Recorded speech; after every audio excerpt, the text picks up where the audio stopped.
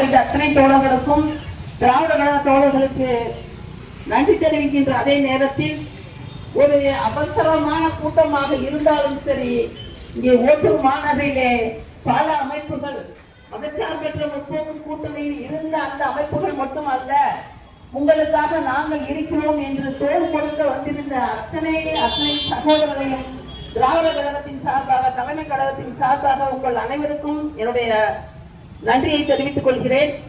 இங்கே பேசிய சகோதரர்கள் நீட் நுழைவுத் தேர்வின் அந்த பாதிப்புகள், ஆபத்துகள் பற்றி பேசினார்கள்.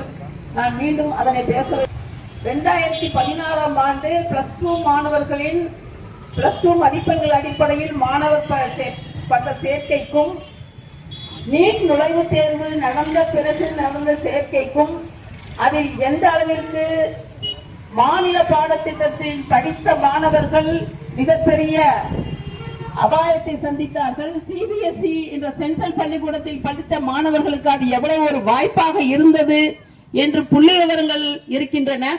அந்த அடிப்படையில் இது ஒரு மாநில கல்வியில் படிக்கின்ற அந்த மாணவர்களுக்கு இழைக்கப்படுகின்ற துரோகம் என்பதை அவர்கள் சரியாக